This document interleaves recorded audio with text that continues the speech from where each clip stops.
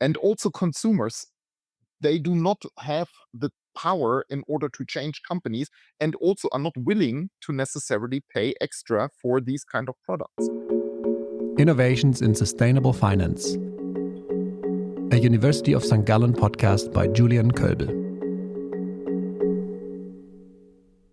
Hello, and welcome to another episode of Innovations in Sustainable Finance.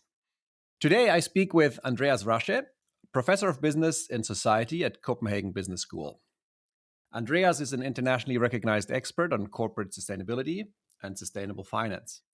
He has served on the UN Global Compact Steering Committee and has recently been active in commenting on European sustainability regulations, notably the so-called Omnibus package that we will talk about. As this is an important matter in the sustainable finance world, I'm very happy to have him on the podcast today. Welcome, Andreas. Thank you very much. Delighted to be here. Wonderful. So you've followed this sort of question a long time. What are companies doing? What should they disclose about what they are doing? What works? What doesn't work? And today we want to do a deep dive into the European Union's Omnibus package, which is very current. It's currently debated. We'll try to give details right and left where needed, but that I think really is the focus. And I would ask you to kick us off with just what is this Omnibus package all about? Thank you, Ewan. I think it is a great question. And as you say, it is something that recently really has hit the headlines quite a bit. So the Omnibus package basically is an attempt by the European Union to simplify, as they call it, some of the regulation around sustainability reporting and due diligence. It is called an omnibus because what they aim to do is they aim to amend at the same time four different legislations. First is the so-called CSRD, the Corporate Sustainability Reporting Directive, then the CSDDD, the Due Diligence Directive, the Carbon Border Adjustment Mechanism, and the EU taxonomy. So this kind of is called an omnibus because these four legislations, they are supposed to be amended at the same time through one process. So it is a kind of an efficiency mandate that the EU has here. So they try to really push for an efficient process to make these different regulations more streamlined and also, as they call it, simplify them. Thank you. So that explains the name. They are all potentially trying to get on the same bus, these four different regulations. So that explains that. And why is this being proposed now? What is the political and economic context of this? I think it's a bit of a long story, but let me try to maybe lay out some milestones. I think it was at the end of 23 that for the first time the Commission kind of talked about, the need to cut red tape, the need to simplify. And then, of course, there were the European elections last year, and it was a topic actually in the campaigns. And many members of parliament, they also spoke out. They said we need kind of fewer regulations. We need to simplify things. There's too much of a burden on businesses. So then we had the elections last year. The European Parliament is swinging a little bit more, or actually significantly more towards the right. The EPP, the Conservatives get stronger. Also the right-wing parties get stronger. And now Ursula von der Leyen last year, then in November, kind of said for the first time that they are looking into these simplifications. And then in February, they proposed it. Why do they do this? I think basically they believe that European businesses are losing out against others in the world economy, particularly the US and China. So they argue costs are too high here. We need to slash compliance costs. This will make businesses more competitive. And you need to see this, of course, also in the context of the Ukraine war, right, which has put pressure on businesses. And then also the inauguration of Trump, I think, put additional pressure on all of this with the tariffs, his America First agenda. So I think the Europeans now, they try to regain some ground here. And a lot of the debate also refers to last year's report by Mario Draghi, former central banker. And he basically also made the case for simplification. So that's the context. Right. So it seems in the big picture, whereas sustainability has been a real focus of European legislation in the past 5 years, I would say, lately it's competitiveness that's taken the main stage, and that I think also in my reading explains why they are trying to change what's been regulated so far. So we will not be able in the podcast to cover all these legislations in detail because they are indeed, and that's part also of the debate, quite long texts and pretty complex in their details, right? So we'll have to make do with the abbreviations: CSRD, CSDDD, taxonomy, and carbon border adjustment tax. But from a high level, what specific changes or what sort of general changes are proposed regarding scope, liability, and so forth? Hmm. I think for the reporting, due diligence, and taxonomy, I think one clear change is around scope. So they try to move quite a bit of companies actually out of the scope of these regulations, particularly on the reporting side. It is about 80% of the companies that are being moved out of scope. So that I think is the big item. And then there are a number of other items. What they try to do is they try to limit the information that bigger companies can ask of value chain partners. So if you are a bigger company, you will be limited in terms of what information you can ask, for instance, your suppliers in terms of reporting. And then you also just said it on the due diligence side, what is being proposed right now is a focus more on tier one, so the first tier of the supply chain, and not to Mm-hmm. go through the entire supply chain with due diligence monitoring or only in exceptional cases. And last but not least, probably another big item is that they will remove for the due diligence directive the EU-wide civil liability. So it will be more difficult actually to take companies to court based on negligence and non-compliance with the directive.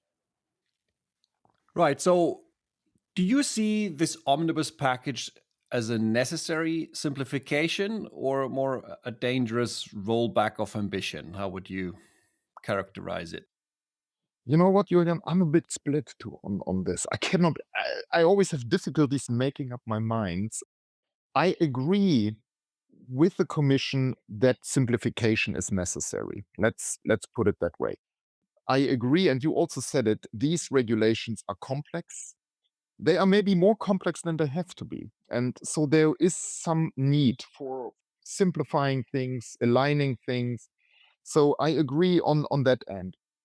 Where I think I disagree is the extent of the changes that are being proposed.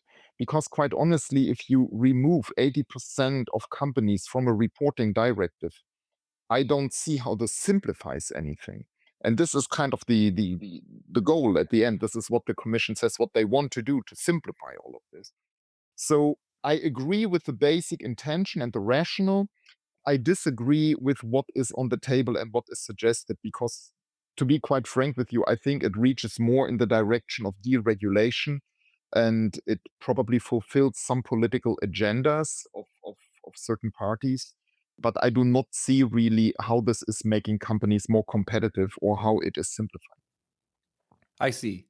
Well, it also seems if you say 80% of companies will basically be taken out of the regulation, it sort of begs the question why, I mean, why not then just repeal it and start from scratch?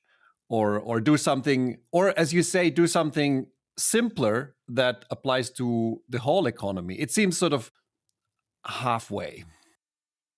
You're right. It seems halfway, and I was also a bit surprised, that they suggest these drastic measures for directives which actually they had just passed in the last Hmm. term.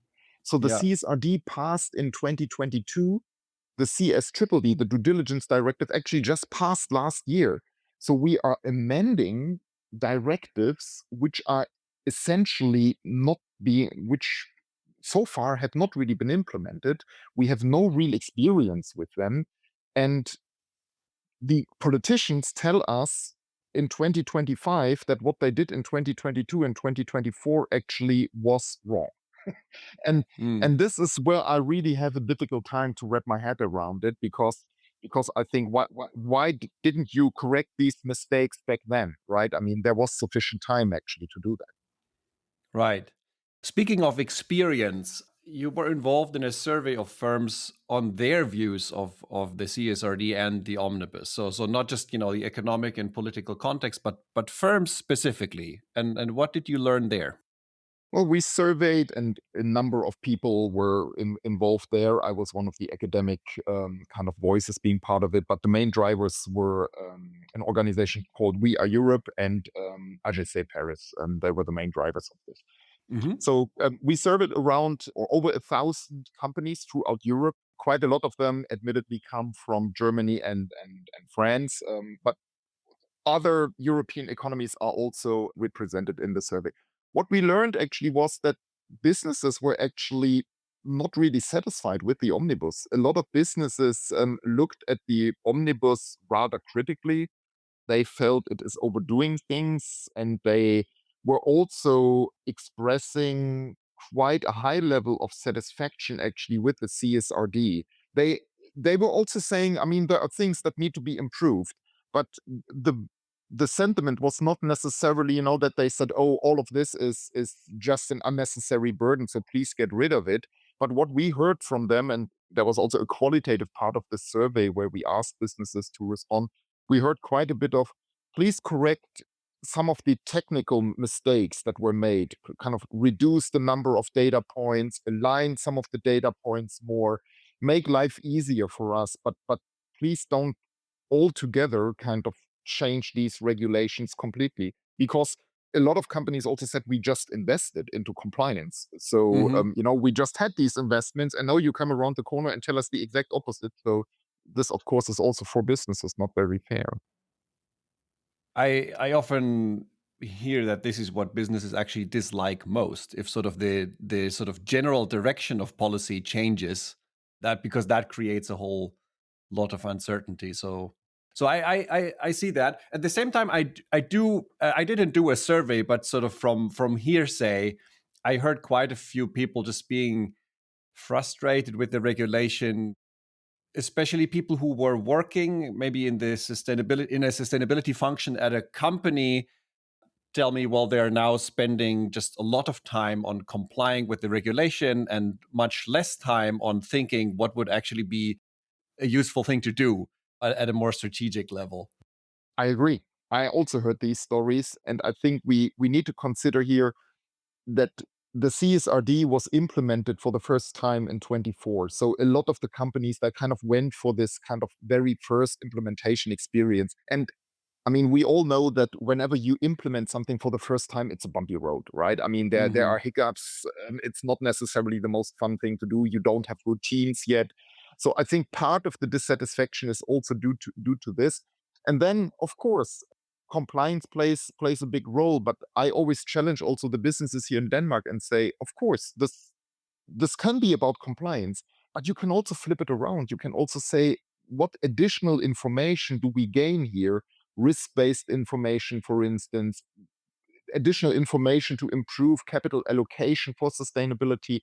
So what additional information do we have in order to make life easier for us? So I think it's also a little bit about the mindset that companies have. And unfortunately, some companies have a pure compliance mindset.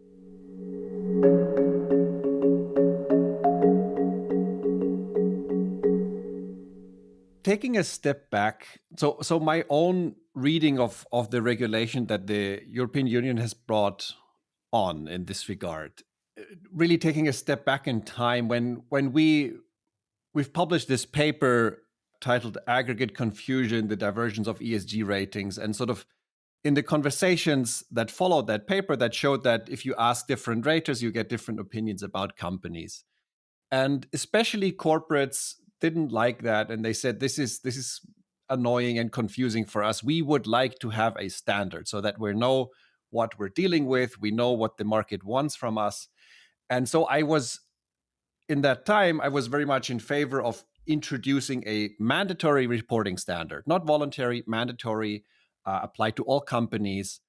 What I had in mind was something like 10 indicators that everybody could reasonably measure.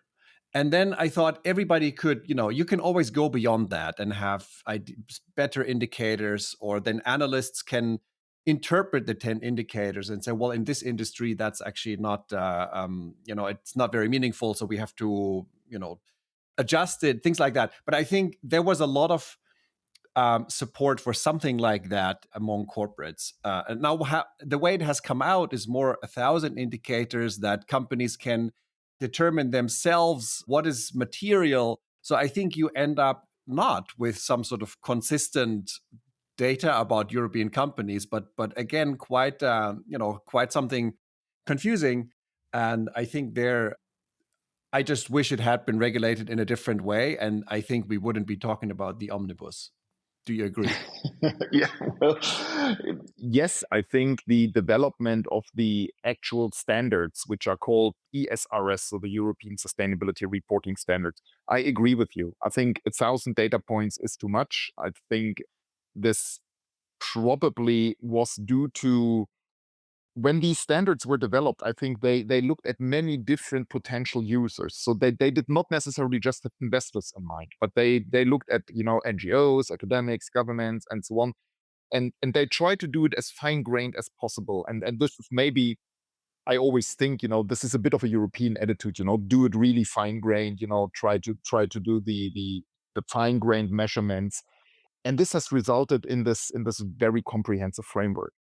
I agree with you. We need to reduce the data points. We also need more mandatory data points.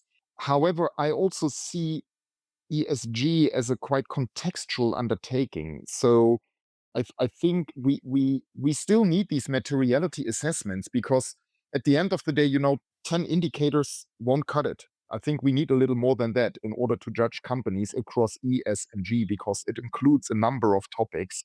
And so I think we probably need a larger set of mandatory indicators, if possible, quantitative, but we also need to remain open to kind of some additional indicators that are added based on materiality because sectors are so different.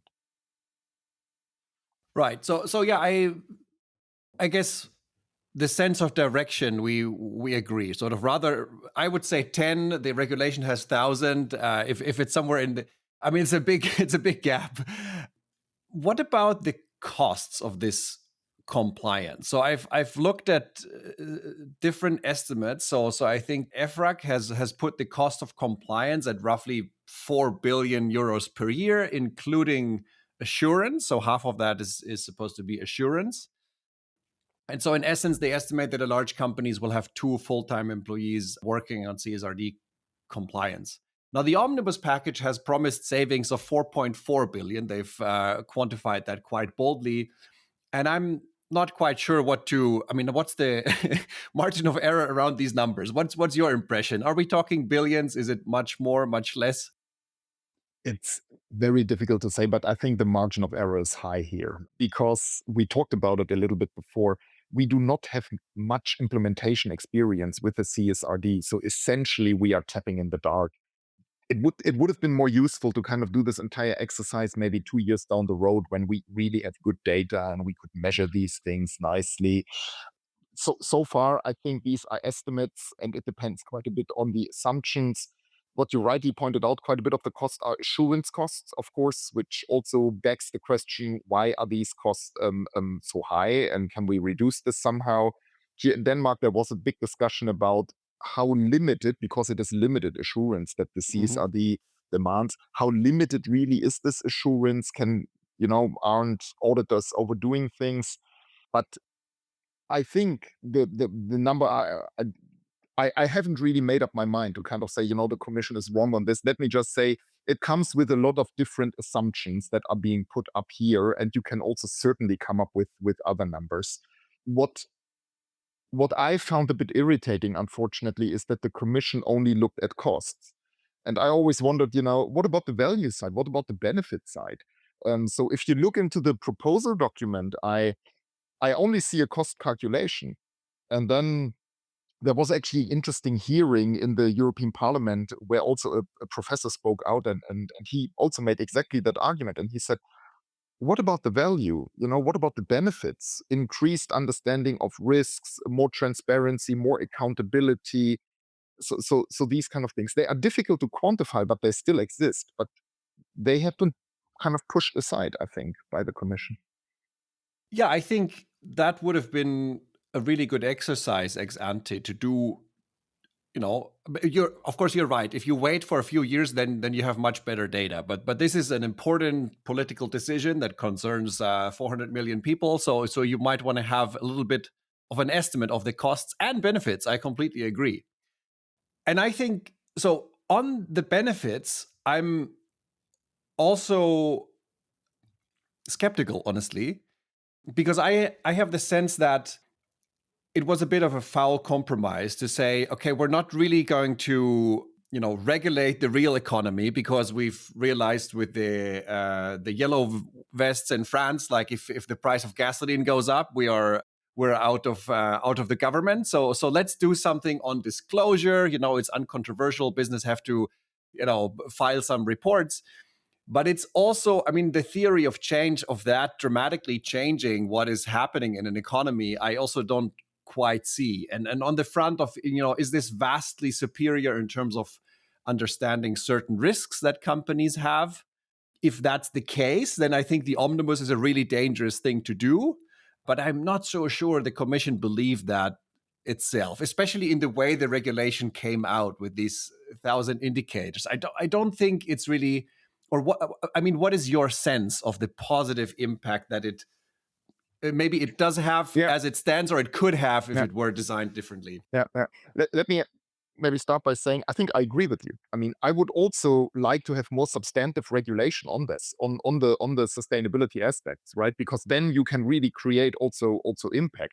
But politically speaking, I mean, even in the last term, I think it was simply not possible to get this through the Parliament and the Council.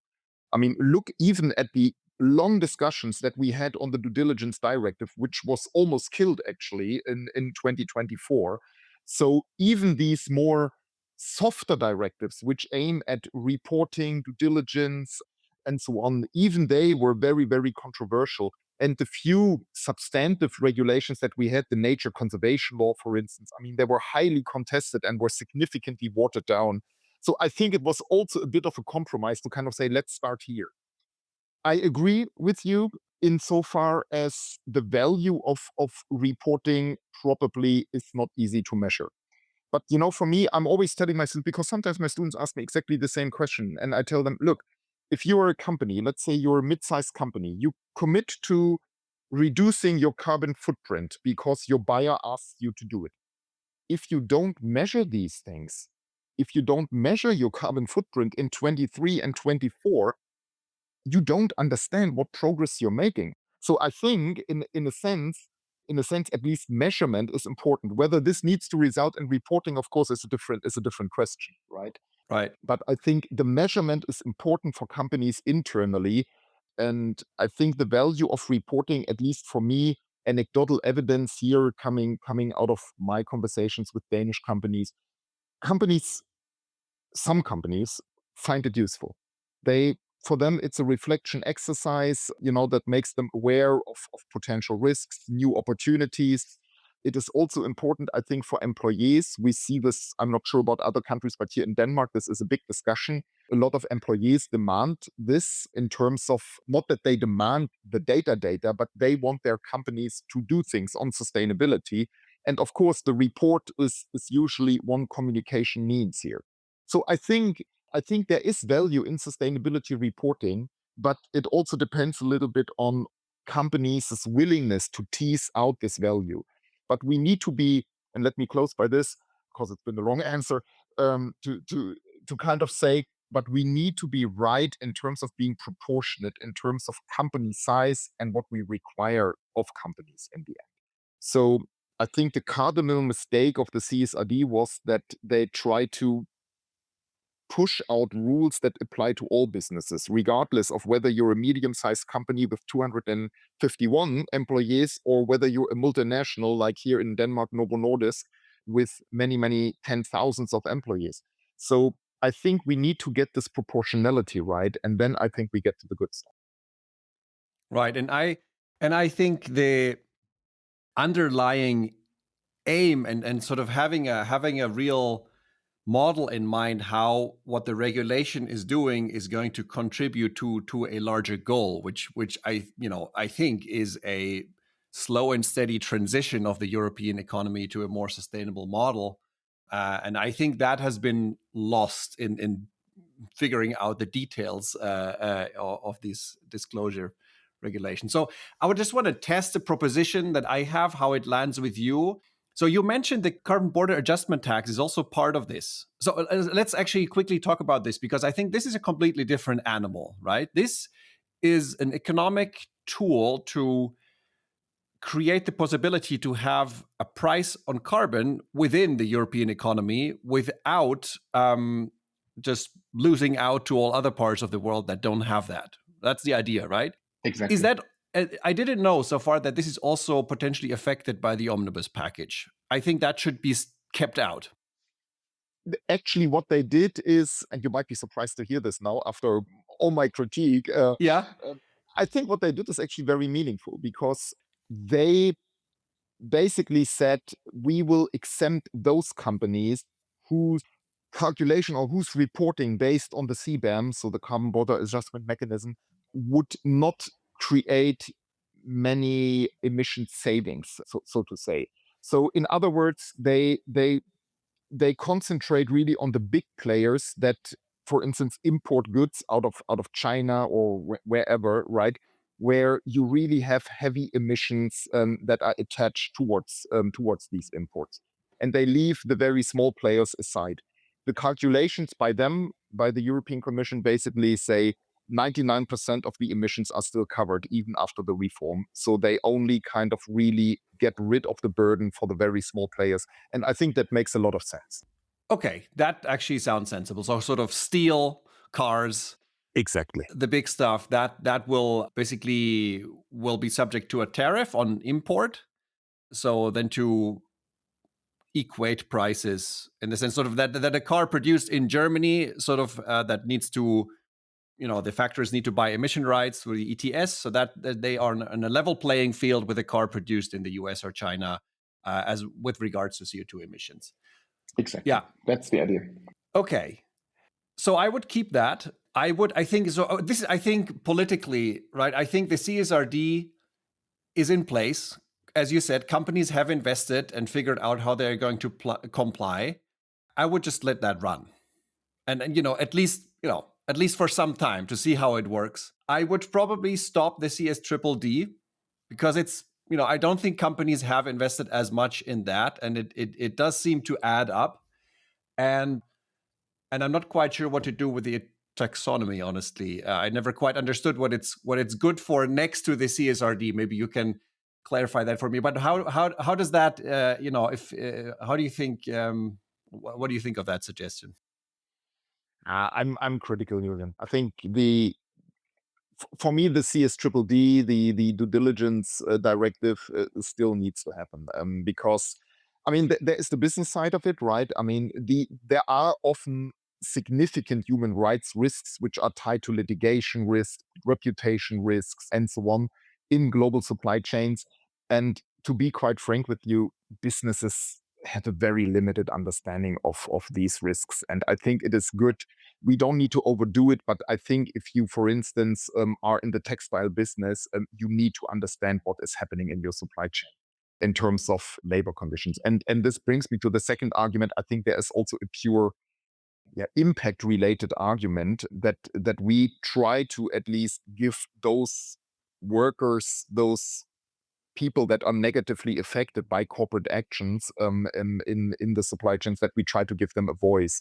And the due diligence directive, it has this grievance mechanism attached to it. So ideally, if it works, they could kind of make their voice heard. So that's why I think we should keep it. I'm in favor of simplifying things to kind of really focus on those areas where there is likelihood of a high risk. I don't think, recently talked to a big Danish company and they said, look, we have 60,000 suppliers. What should we do? But I told them also that's not the idea. The idea is that you really pick those kind of areas of your supply chain where you kind of think there is a high likelihood of a risk, and then you dig deep there, right? So that's why I would keep that in a simplified form. On the taxonomy, you're right. I mean, the taxonomy system is really a complex system. And I've been teaching it to my students, and even after 2 hours, it's sometimes we end up asking ourselves, so what exactly is this about? I think it probably makes sense for large companies in order who really have kind of a strong investor relations to kind of public markets. I think there it probably makes sense. For smaller companies, I don't necessarily think this should be mandatory. And this is also what the Omnibus now says. I mean, it's companies under 1,000 employees will not have to do this anymore. Got it. So it seems that for the CSDDD, you actually feel there is maybe even a stronger impact story, and of course I mean, I'm sympathetic to that. I was suggesting axing it just in terms of, kind of you at this point, it seems a done deal that something is going to have to go. The question is sort of what, but I'm basically you're saying there are some people in these supply chains that really suffer from the way we consume. And this is not solved through prices or through sort of consumer watchdog groups, because it's just they don't understand the supply chains even less, right? Is invisible. So to create some mechanism to just force European companies to weed out the worst offenders in their supply chain, something along those lines. Okay. Exactly. Yeah. Exactly. That's the argument, and I think that's also what we should do, because we had these discussions about labor rights, human rights, and global supply chains for many years, starting in the early 90s, Nike, and so on. And what we have learned is voluntary measures will not get us there, and also consumers, they do not have the power in order to change companies, and also are not willing to necessarily pay extra for these kind of products. I think we need to be as honest, that we need to say, I mean, consumers will not be the key driver here behind the change. Okay, so I'm willing to change my mind. It seems that this is then even, I may have misunderstood that. That's not really a disclosure thing. That's more of a liability issue that companies need to be able to demonstrate that they've looked at it, right? And if they have not, then that's a legal risk they're taking. Exactly. Okay, so It's so substantive. and I guess, but that's exactly the debate, right? Sort of, there is a push to remove that legal liability, and in that sense, really water it down, isn't it? Yeah, I mean, the suggestion at the moment is to remove the EU-wide civil liability, which would allow, for instance, NGOs to take companies to court if they willfully and intentionally ignore the directive. So there was this kind of EU-wide civil liability regime, and the Commission now says we don't need this. You can use your national courts for that. You can use the national legal systems. The problem is in Europe we have 27 different national legal systems, and this will make it very difficult to bring such claims actually to the courts, because And in some countries, yeah, go ahead. it would also encourage some sort of legal arbitrage in some countries, saying, well, if you set up shop in our country, you'll be fine. Uh, Yes, yes, I could think of a few countries who might jump on that bandwagon. So yeah, me too. that's certainly a concern. I see. So I think finally, I think it really comes down to having a reasonable sense of what are really the costs of that regulation and what are concretely the benefits, right? And I think that's what I would wish policymakers would think very carefully about. I think also the push for the omnibus is, as you described, is there's a political sea change, and now they're trying to turn back the clock, but it seems not a very thoughtful way of doing so. Yeah, I think it is very rushed. I think that's maybe a good way to describe it. They have really pushed this through with very high pace. Just to give you an example, usually EU legislation has a proper impact assessment. Exactly what you were saying, right? What are the costs? What are the benefits? What are the impacts? So there is for each EU legislation actually a proper assessment. The Commission has not done such an assessment for the omnibus, and they basically said all of this is too urgent. We don't have time to do this. Let's push it through. So there were only these very rough cost calculations that they offered as a justification. And when the omnibus came out, the proposal by the Commission came out on 26th of February, a lot of people said, we are disappointed by this because the justification is simply too thin. And if you suggest such really far-reaching changes, you need to better justify why you're doing this. Right. Yeah, well, I think this is an important takeaway for me from how the course of regulation has been. It's very important to get involved because it's regulated in a unfortunate or suboptimal way that it actually creates a lot of damage. So is there still an opportunity to weigh in on the omnibus, or you think everything is said and done? No, and also to the listeners, I mean, go to your members of European Parliament. If you have one. I mean, if you live in a country where you have one, talk to your business associations. I think there are many channels to make yourself heard. Also, LinkedIn and other social media platforms are usually good ways to discuss these things. So I think there still is time to make yourself heard because the process is still ongoing. In the EU, legislation is decided by three parties. This is the Commission, the Parliament, and the Council. And particularly the Parliament is supposed to represent the citizens of Europe. So I think this is what I expect also from the European Parliament, that they really take a position here which reflects also input by the citizen. Great. And then this lines up perfectly. I usually end on the question of, in this area of European regulation in the realm of sustainability, what would you ideally like to see over the course of the next 5 years? So, I mean, or you could also, since we're discussing contacting potentially your member of parliament, I mean, what would you be your line of what would be your proposition? I think my proposition, or my hope rather, would be that European policymakers form some sort of independent mindset on that, and that we do not compare ourselves too much on what is happening in China and the US and other parts of the world.